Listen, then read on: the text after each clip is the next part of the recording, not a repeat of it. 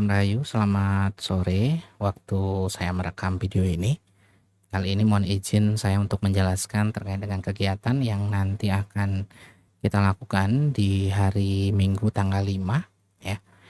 Topiknya nanti kita akan mengangkat topik Loka Purusha Samyawada.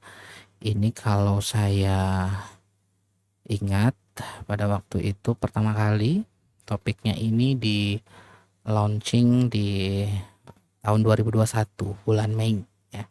Dan kemudian setelah itu beberapa kali di request untuk di launching ulang oleh rekan-rekan untuk kita belajar bersama. Kemudian di bulan ini dari mulai bulan November saya pilihkan sebagai topik pertama untuk kita relaunch ya. Ini topiknya sendiri nanti saya petakan sebenarnya Loka Purusha Samyawada itu menjadi topik kalau istilah saya behind the curtain atau sebelum tirai itu atau sebelum tabir itu dibukakan. Jadi kalau kita mencoba untuk mempelajari terkait dengan kearifan kuno ya, teknologi leluhur kita, itu ada beberapa topik yang sekiranya menjadi pre-request-nya dari pre-request. Nah, ini salah satunya saya petakan adalah topik Loka Purusha Samyawada. Jadi sebenarnya secara garis besar di topik ini kita akan belajar bersama terkait dengan mikrokosmos dan makrokosmos, terkait dengan Buana Alit dan Buana Agung, terkait dengan Jagat Alit dan Jagat Agung ya. Ini saya bisa full screen kan. Jadi kita nanti akan sedikit mengulas tentang aspek filosofi ya, bukan sedikit ya, ini sebenarnya topiknya terkait dengan filosofis. Jadi nanti kita akan membahas tentang dasarnya adalah tentang filosofi yang ada dalam kearifan kehidupan. Ini ada beberapa referensinya di sana, salah satunya adalah Loka Purusha Samyawada.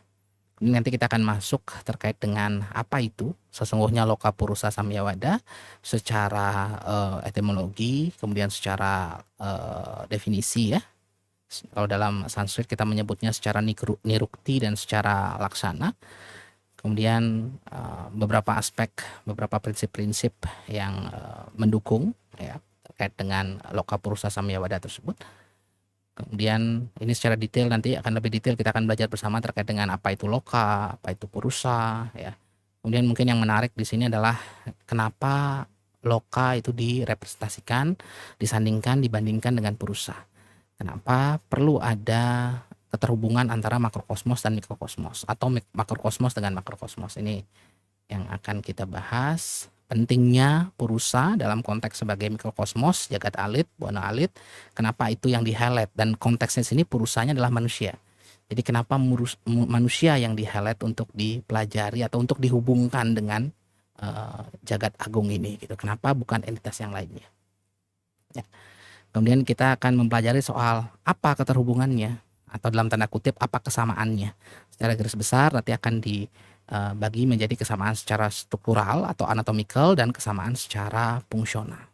Ya, ini ada beberapa ya yang kita kenal dengan nama Lokagata Bawa. Inilah kesamaan struktural, kesamaan anatomical. Nanti anatomical ini kan terkait dengan aspek-aspek lokasi mungkin di alam atau aspek-aspek fisikal mungkin di alam ya. Misalnya ada permasalahan terhadap elemental udara di alam, apa yang akan terjadi pada diri kita atau sebaliknya. Jadi Loka Purusha Samyawada itu membahas tentang keterhubungan antara makrokosmos mikrokosmos. Mikrokosmos merupakan representasi dari makrokosmos, sebenarnya juga sedemikian sebaliknya. Ini kesamaan dari aspek struktural ya. Kemudian kesamaan garis besar ya, prinsip-prinsip kesamaan secara garis besar terkait dengan aspek fungsionalnya. Ya. Aspek fungsional dari loka bulan misalnya, nah itu terkait dengan prinsipal kapadosa dalam diri kita, terkait dengan elemental air dan tanah dalam diri kita itu misalnya.